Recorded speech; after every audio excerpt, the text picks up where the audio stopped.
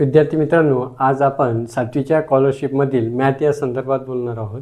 आज मी तुम्हाला स्वाध्याय 16.2 या ठिकाणी समजावणार। तत्पूर्वी यापूर्वीचे जे काही आहेत 15 पॉईंट तो अभ्यास स्वाध्याय 15 जो आहे तो त्या ठिकाणी टाकलेला आहे, त्याचा त्या ठिकाणी तुम्ही बघून घ्यायचा आहे।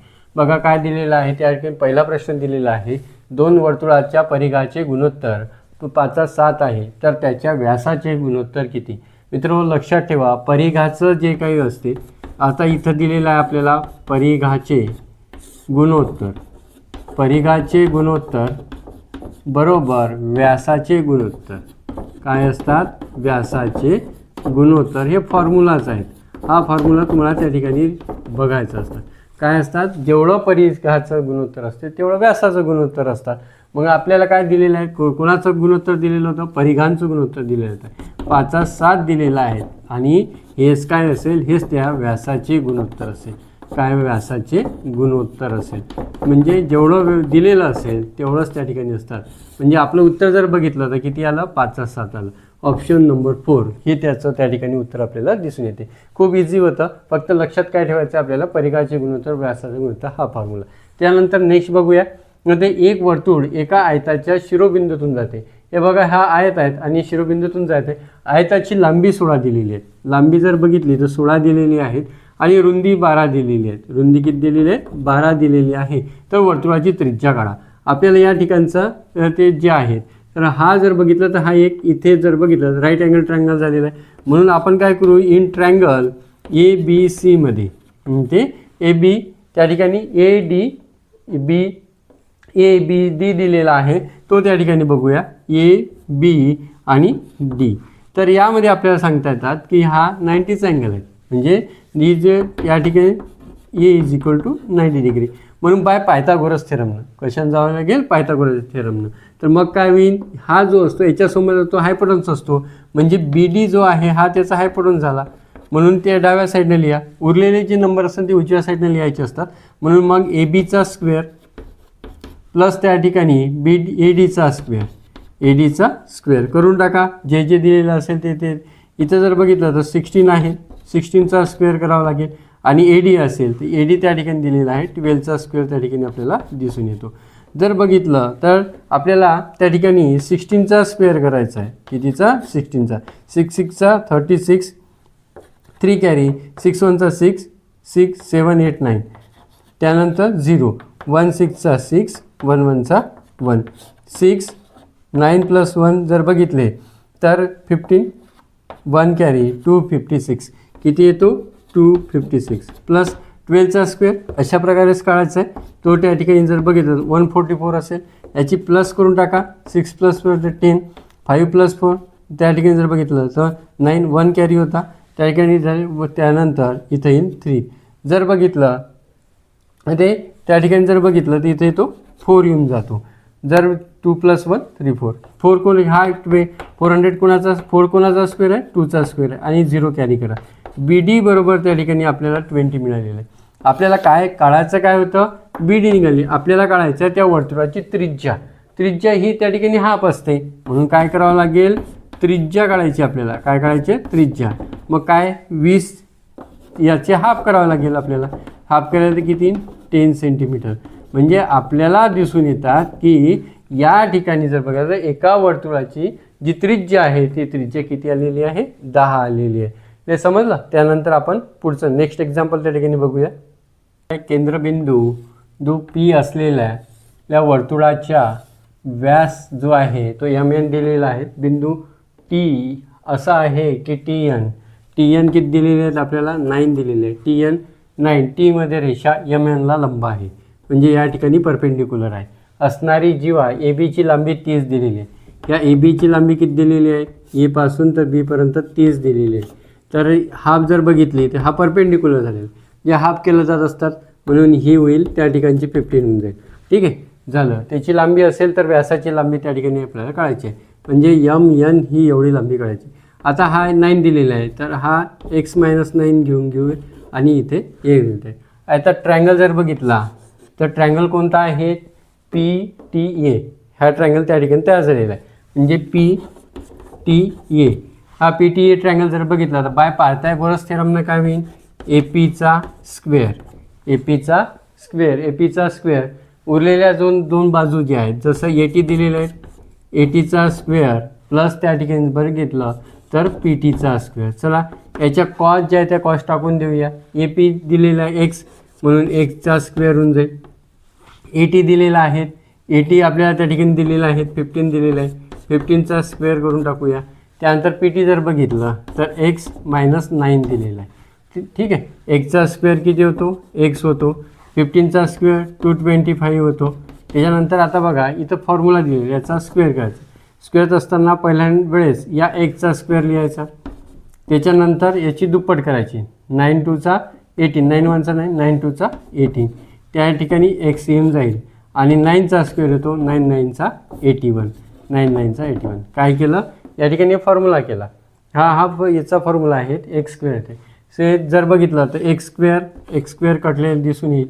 त्याच्यानंतर नंबर जवळजवळ घेऊन घ्यायचे असतात. 225 प्लस 81 मायनस 18x. ठीक आहे, मग याचे त्या ठिकाणी जर प्लस करून टाक. 5 + 1 6 होतो आहे, 8 + 2 10 होतं आहे, 1 कॅरी 300. आणि हे जे आहेत मायनस आहे तर इकडे येताना ती प्लस होऊन जाईल. आणि लक्षात ठेवा कधीही जर बघितलं तर ए बी सी डीच्या सोबत जर हा नंबर असेल तर हा नेहमी त्या ठिकाणी अपॉनमध्ये चालला जातो. आता बघायचा त्या ठिकाणी जर बघितलं तर किती 360 18, याला आपल्याला डिवाईड करायचं आहे. बघा 306 × 18, 18 1चा 18 त्या ठिकाणी येईल किती 10 - 8 जर केलं तर या 2 राहतात, 2 - 1 गेलं तर 1 राहतात, 6 घेते तर 18 7चा 126 येतो. ते किती आलं 000. उत्तर त्या ठिकाणी जर बघितलं तर x = 17 झाले. आपल्याला काय काढायला सांगितलं होतं त्यांना त्या ठिकाणी ती व्यासाची लांबी, म्हणजे हे पूर्ण झाले. तर हे झाली त्याची हाफ रेडियस, आणि हा रेडियस जर फुल जर केली तर त्या ठिकाणी व्यास होतो. म्हणून व्यास जर काढायचं असेल तर काय करायचं असतात, दुप्पट करायचे असतात जर कोणाची रेडियसची. म्हणजे आपले जर त्रिज्या जर बघितली तर त्रिज्या त्या ठिकाणी दिसून आलेली आहे 17, ही त्रिज्या. मग काय करावं लागेल, 2 × 2 त्रिज्या किती आली 17 आली, तर ते 17 2चा 34. तर अशा प्रकारे आपल्याला त्या ठिकाणी जर बघितलं तर ही जी आहे त्या ठिकाणी आपल्याला काढता येते. ही झाली त्याचा व्यासाची लांबी किती आली 34 झालेली आहे. ठीक आहे, त्यानंतर नेक्स्ट एक्झाम्पल त्या ठिकाणी बघूया.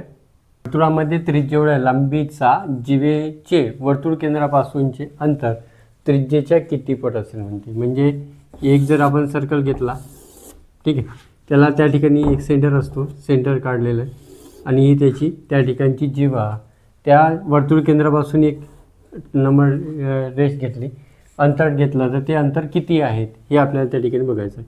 त्रिज्या एवढंच त्याचं त्या ठिकाणी जीवेचं अंतर आहे म्हणते. म्हणजे त्रिज्या जर x असेल तर हे इथून तर इथपर्यंतसुद्धा xच असेल. पण इथं जर परपेंडिक्युलर झालेलं असेल तर आपल्याला ती किती घ्यावी लागेल, ही जी आहे ती हाफ घ्यावी लागेल, आणि हे आपल्याला त्या ठिकाणी फाईंड करायचं आहे. ठीक आहे, चला तर मग पटकन काढून घेऊ.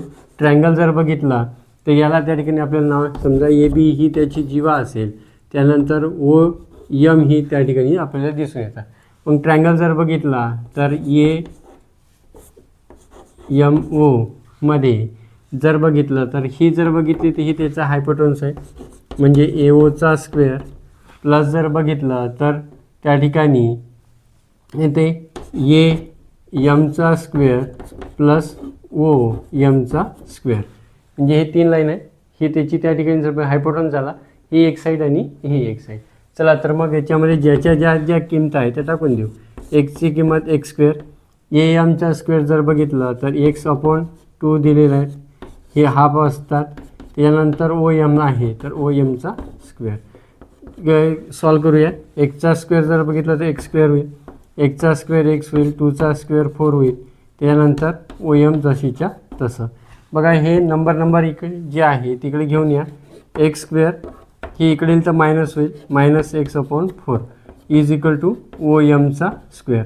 बघा जिथं काही नसते तिथं 1 असतात. याला क्रॉस मल्टिप्लाय करायचा, याचा आणि याचा क्रॉस मल्टिप्लाय केला तर हे होईल 4x² -x. त्याच्यानंतर जर बघितलं तर x² स्क्वेअर, त्याच्यानंतर अपॉनमध्ये ह्या सर्वांच्या अपॉनमध्ये किती येईल त्या ठिकाणी 4 येतो. ठीक आहे, त्याच्यानंतर ओ एमचा स्क्वेअर. तर आपल्याला त्या ठिकाणी जर बघितलं तर पुढचं बघूया आपण. तर 4मधून 1 गेला तर 3 राहतात, 3x स्क्वेअर अपॉन 4 आणि हे इज इक्वल टू OMचा स्क्वेअर. आपण टेकिंग स्क्वेअर रूट जर केला तर 3 हा कोणाचा स्क्वेअर नाही आहे, ते अंडर रूटमध्ये चालला जाईल. त्याच्यानंतर x आहे तो x त्या ठिकाणी येईल आणि सोबत हा कोणाचा आहे 2चा आहे. त्याच्यानंतर OM तेव्हा काय निघाली OMचे स्क्वेअर. म्हणजेच आपल्याला त्या ठिकाणी सांगता येतात की OM जी आहे ती काय घेतली होती, त्रिज्येच्या x घेतलेली होती. म्हणजे त्रिज्या जेवढी त्रिज्या की नाही हे तेवढी.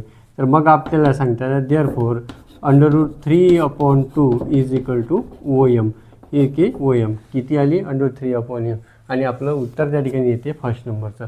अशा प्रकारे हे आपल्याला त्या ठिकाणी काढता येतं. खूप इझी होतं.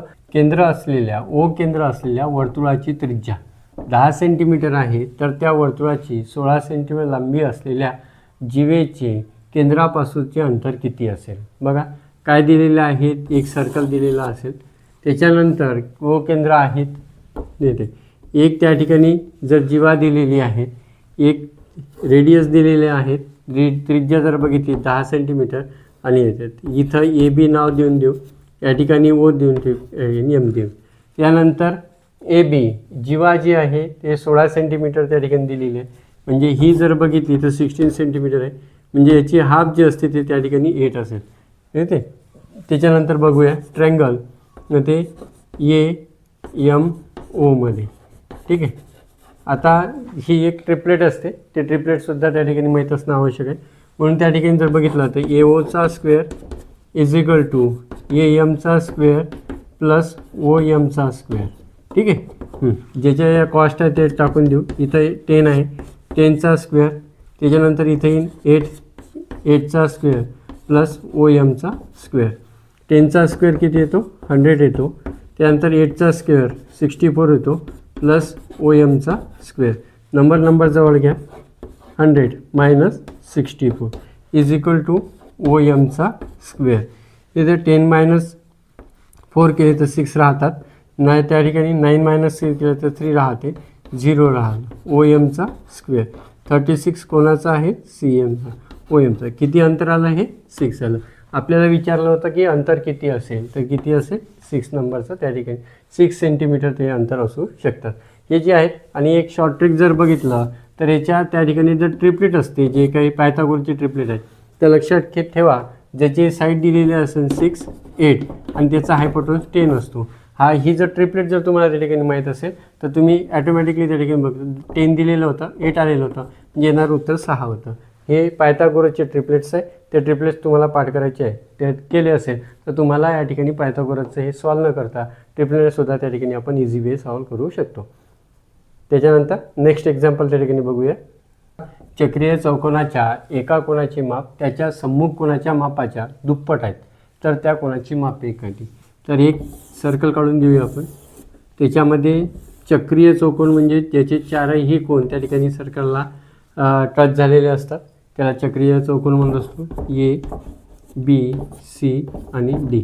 त्यानंतर ते कोणाचे माप, कोणाचे एका कोणाचे म्हणजे सम्मुख म्हणजे समोरासमोरचे, याच्या समोरचा हा सम्मुख कोणाचे माप कोणाच्या दुप्पट आहेत. समजा जर आपण याचं x घेतलं तर याचं त्या ठिकाणी 2x असेल. काय असेल 2x असेल. आणि नेहमीच लक्षात ठेवा चक्रीय चौकोनाच्या कोणाचं माप हे समोरासमोर जे असते ते पूरक असते, म्हणजे 180च असते. मग काय करावं लागेल आपल्याला, x प्लस 2x बरोबर 1x. ठीक आहे. त्याच्यानंतर किती झाले 2 आणि 1 3x झालेले. त्यानंतर 180 म्हणून x बरोबर काय करावं लागेल 180 भागिले 3. जर बघितलं तर x बरोबर किती येईल, जर 3च्या टेबलमध्ये 18 जर बघितलं तर 6 नंबरवर येते आणि 0 कॅरी. हे झालं त्याचं त्या ठिकाणचं माप. कोणाचं माप, एचं माप. आपल्याला विचारलं आहे त्या कोणाची माप दुप्पट झालेलं सम्मुख कोणाचं माप विचारलेलं आहे, म्हणजे याच्या ह्या सम्मुख कोण. मग किती 2 इंटू x, मग किती 2. x बरोबर किती आलं आपलं 60 आलं, म्हणून 60 लिहावं लागेल. किती म्हणजे 6 2 12. तर त्या सम्मुख कोणाचं माप किती असेल 120 असेल. सम्मुख कोणाचं माप 120. Option number 2. अशा प्रकारे तुम्हाला त्या ठिकाणी हे सॉल्व करता येतं. खूप इझी होतं, समजायला त्या ठिकाणी दिलेलं आहे. नंतर एका लघुकोनसाचं माप हे 160 आहे, तर त्याच्या संगत विशाल कोनसाचे माप किती. बघा समजा जर अशा प्रकारचं एक सर्कल काढलेलं असेल, त्याच्यानंतर त्या ठिकाणी अशा प्रकारचा एक कंस दिलेला असेल, हा कंस असेल, ठीक आहे. तर हा त्याचं मेजरमेंट दिलेलं आहे त्यानं आपल्याला त्या ठिकाणी एका लघु कंसाचं माप 160 येईल आणि उरलं किती, इथून ते इथपर्यंतचा भाग जो आहे तो उरलेला आहे. आता आपल्याला माहीत आहे की सर्कलचं मेजरमेंट जर बघितलं तर किती असते, 360 असते. म्हणून आपल्याला कोणाचं माप काढायचं आहे, विशाल कंसाचं. कोणाचं आहे, विशाल कंसाचे माप. विशाल कंसाचे माप. विशाल कंसाचे माप जर काढायचं असेल तर काय करावं लागेल, 360 मायनस लघु कंसाचं माप. लघु कंसाचं माप किती आहे, 160 आहे. मग करून टाकू. 0तून 0 गेलं, 0 राहिलं. 6मधून 6 गेले, 0 राहिले. 3मधून 1 गेलं, 2 राहिलं. किती आलं, 200. आणि हे त्याचं ऑप्शन नंबर 3. अशा प्रकारे तुम्हाला त्या ठिकाणी विशाल कंसाचंही माप काढता येते, लघु कंसाचंही माप काढता येतं. त्यासाठी फक्त आपल्याला त्याचे कन्सेप्ट क्लिअर असणं आवश्यक आहे. विद्यार्थी मित्रांनो, आज आपण त्या ठिकाणी जे आहेत तर 16.2 हा त्या ठिकाणी अभ्यासलेला आहे. अत्यंत सोप्या पद्धतीनं शॉर्ट ट्रिक्सनं मी तुम्हाला त्या ठिकाणी समजून सांगितलेलं आहे. आणि निश्चितच हे जर त्या ठिकाणी जर समजलं असेल तर तुम्ही ज्यांना गरजूंना त्या ठिकाणी त्याला शेअर करायचं आहे. सोबत चॅनलला सबस्क्राईब नसेल केले तर सबस्क्राईब करून टाकायचं आहे. आणि आवडलं असेल तर तुम्हाला त्या ठिकाणी लाईकसुद्धा करायचं आहे.